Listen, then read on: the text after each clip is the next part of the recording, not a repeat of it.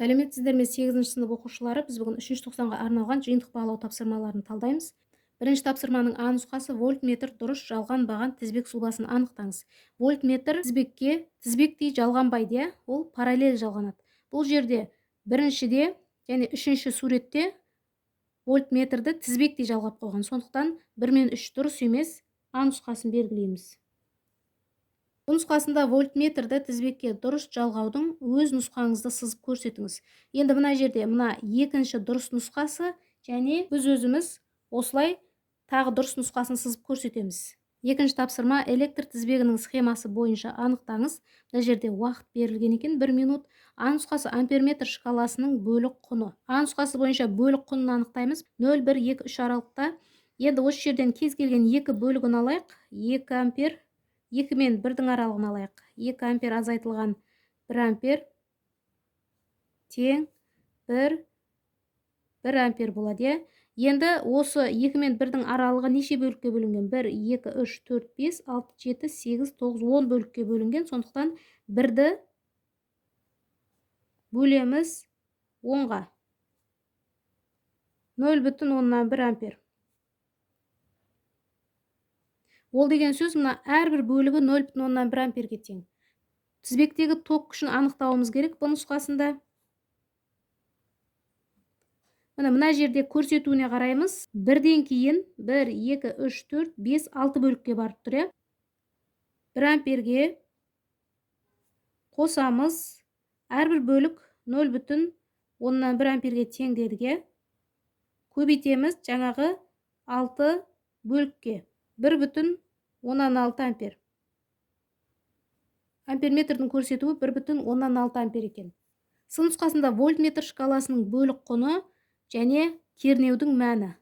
Келесі сын нұсқасында бөлік құнын анықтаймыз. 0, 2, 4, 6. Біз 2 мен 4-дің аралығын алайық. 4 вольт азайтылған 2 вольт тең болады 2 вольт. Енді арасында бөлікке бөлеміз. 1, 2, 3, 4, 5, 6, 7, 8, 9, 10. 10 бөлікке бөлінген. Осы 2 вольтты бөлеміз 10-ға тең 0,2 вольт. Бөлік құнын анықтадық. Енді Д нұсқасында кернеудің мәнін анықтауымыз керек. Кернеудің көрсетіп тұрған мәні. Мына жерге дейін 4 болса, 4 вольтқа қосамыз. 1, 2, 3, 4. Төртінші бөлікті көрсетіп тұр. Әрбір бөлік біз 0,2-ге тең дедік.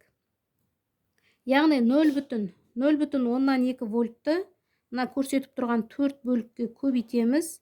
4,8 вольт болады екен. Келесі Е нұсқасы электр жұмысын есептейтін құрал. Е нұсқасы электр есептегіш.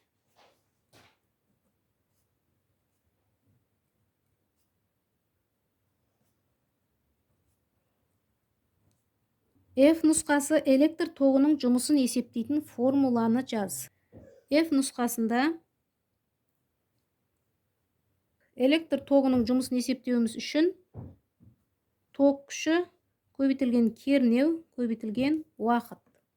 G нұсқасы электр тоғының жұмысының мәнін есепте. G нұсқасы енді осы сандық мәндерін қойып есептейміз. Бізде жаңа токтың мәні нешеге тең болды? 1,6 ампер. Көбейтеміз кернеудің мәні 4,8 вольт. Көбейтеміз бізде уақыт 1 минут ол 60 секундқа тең. Көбейтеміз 60 секундқа тең 460,8 джоуль. H нұсқасы тізбекте 1 минут ішінде бөлінген жылу мөлшерінің мәні. Атқарылған жұмыс ол тең болады жылу мөлшеріне. Сонда ол да 460,8 джоульге тең екен. Үшінші тапсырма суреттегі электр шамының ток күші 1,5 ампер. Бірінші электр шамында белгіленген шама мына жерде көрініп тұр 245 вольт екен.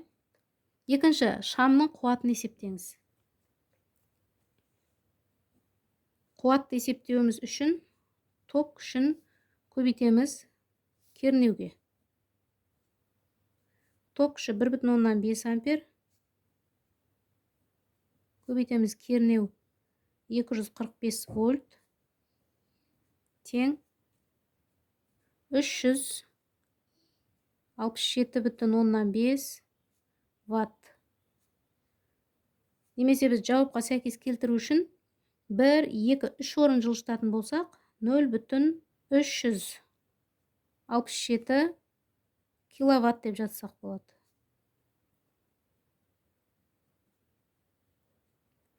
Жауабы 0,367 киловатт. Дұрыс жауап А екен. Төртінші тапсырма: электр тогының қуаты уақыт бірлігі ішінде атқарылған жұмысты көрсетеді. Бұл жерде А нұсқасы екен. Бұл нұсқасы шаманы джоульмен өрнекте. 0,175 мегаджоуль. Ол деген сөз 0,175 көбейтілген 10-ның 6 дәрежесі джоуль. Мега деген 10-ның 6 дәрежесі. Суреттегі электр тізбегіндегі 1 және 2 нүктелерді тікелей бір-біріне қосу арқылы электр тізбегін тұйықтағанда байқалатын құбылыс қысқа тұйықталу. Жауабыңызды түсіндіріңіз. Кедергінің мәні азаяды. Кедергінің мәні азайғанда ток күші артып кетеді, сондықтан қысқа тұйықталу болады. 6-шы тапсырма: суретті мұқият қарап, тапсырманы орындаңыз. А нұсқасы: катод пен анод арасында өтетін процесті сипаттаңыз. Катод пен анод арасында электролиз процесі өтеді. Бұл нұсқасы: ток күші 1 ампер болса, 1 сағат ішінде бөлінетін зат массасын есептеңіз. Заттың электрохимиялық эквиваленті 0,3 көбейтілген 10-6 дәрежесі килограмм бөлінген кулон.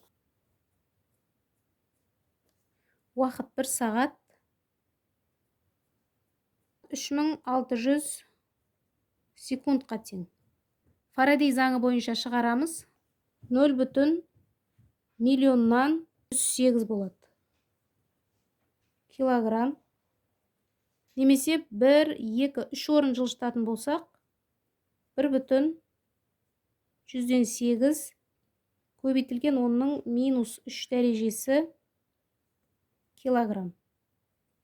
7-ші тапсырманың А нұсқасы: суреттегі магнитті қозғалтқанда катушкадағы токтың бағыты өзгерумен қатар өтетін құбылыс қалай аталады? Электромагниттік индукция құбылысы.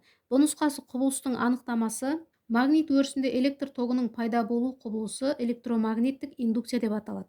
8-ші тапсырма: егер 2 гальванометрді өткізгішпен жалғастырып, біреуін тербелте қозғалтса, онда тыныштықта тұрған бірінші гальванометрдің тілшесі тербеледі. Тәжірибені түсіндіріңіз. Қозғалған заряд магнит өрісін туғызады. 9-шы тапсырманың бірінші сұрағы: түзу токтың магнит өрісінің күш сызықтарын анықтап сәйкестендір. А. Сағат тілімен бағыттас. Б. Сағат тіліне қарама-қарсы. Түзу токтың магнит өрісі құйынды өріс деп аталады. 10-шы тапсырма: магнит өрісін сипаттайтын тұжырымдамаға сәйкес келмейтіні. Оң және теріс полюстар арасында өріс. С нұсқасы. Осыны белгілейміз. Барлығын оқып шығамыз. Дұрыс жауап ретінде С нұсқасын белгілейміз. Оқушылар, осымен 390-ға арналған жиынтық бағалау тапсырмаларын талдау аяқталды. Келесі сабақта кездескенше сау болыңыздар.